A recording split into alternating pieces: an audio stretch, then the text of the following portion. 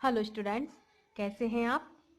आज हम व्याकरण बोध के अध्याय 8 संज्ञा का अध्ययन करेंगे।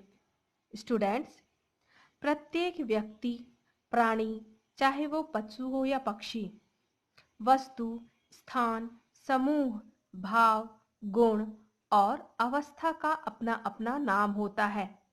व्याकरण में नाम को ही संज्ञा कहते हैं। जैसे राहुल विजय से मिलने आया। इस वाक्य में राहुल और विजय ये व्यक्तियों के नाम हैं। इसीलिए इस वाक्य में राहुल और विजय संज्ञा हुई। दूसरा है कोयल गाती है। इस वाक्य में कोयल, जो कि एक पक्षी का नाम है, इसीलिए इस वाक्य में कोयल संज्ञा हुई। तीसरा है मेज पर घड़ी रखी है। मेज और घड़ी ये दोनों वस्तुओं के नाम हैं, इसलिए इस वाक्य में मेज और घड़ी संज्ञा हुई। चौथा है आज मैदान में बड़ी भीड़ है।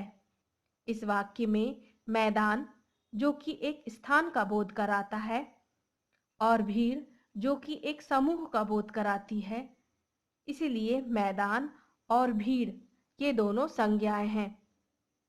उन दोनों में गहरी मित्रता है।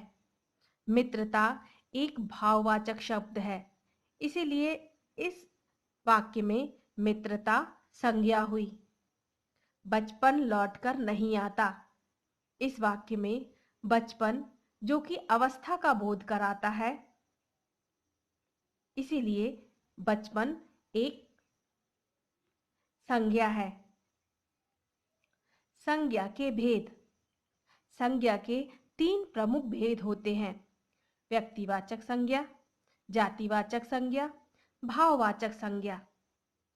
हिंदी के कुछ विद्वान अंग्रेजी व्याकरण के अनुसार संज्ञा के 2 और भेद मानते हैं।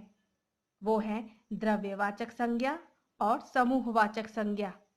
वस्तुतः ये दोनों जातिवाचक संज्ञा के उपभेद हैं, किंतु फिर भी इन दोनों के विषय में यहाँ अलग से चर्चा करना उचित है। स्टूडेंट्स, आइए पहले हम जानें कि व्यक्तिवाचक संज्ञा किसे कहते हैं।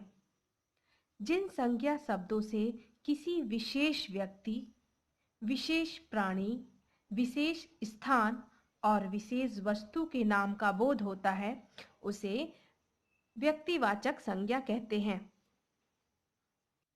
जैसे जवाहरलाल नेहरू, ये एक विशेष व्यक्ति थे जो कि स्वतंत्रता के बाद भारत के प्रथम प्रधानमंत्री बने। अक्षरधाम, अक्षरधाम भी एक विशेष और एक अनोखा तीर्थ है।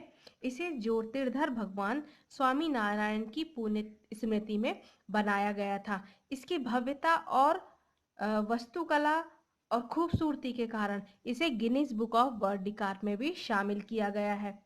फिर है बाइबिल, यह भी एक विशेष वस्तु है। ऐसे ही प्राणियों में चेतक घोड़ा, ऐरावत हाथी, घोड़ा तो है लेकिन एक विशेष घोड़ा है चेतक। ऐसे ही हाथी तो है लेकिन एक विशेष हाथी है ऐरावत। इसी के साथ व्यक्तिवाचक संज्ञा के कुछ और उदाहरण देख लेते हैं। जैसे व्यक्ति का नाम राम, श्याम, सुरेश, सचिन, रवीना आदि। वस्तु का नाम टाटा चाय, चाय तो है लेकिन टाटा की चाय है। कुरान, गीता, रामायण आदि। स्थान का नाम ताजमहल, कुतुब मीनार, जयपुर, आगरा, दिल्ली आदि। ऐसे ही दिशाओं के नाम उत्तर, पश्चिम, दक्षिण, पूर्व। समुद्रों के नाम भूमध्य सागर, हिंद महासागर, काला सागर, प्रशांत महासागर आदि। नदियों के नाम गंगा, ब्रह्मपुत्र, कृष्णा, कावेरी, सिंधु आदि। ऐसे ही दिनों के नाम और महीनों के नाम मई, अक्टूबर, जुलाई, सोमवार, मंगलवार आदि। त्योहारों के नाम: होली, दिवाली, रक्षाबंधन, विजयदशमी आदि। ये सभी व्यक्तिवाचक संज्ञा के उदाहरण हैं। स्टूडेंट्स, आज के लिए इतना ही। आज का आपका होमवर्क है, इसका पुनः अभ्यास करें। Okay students.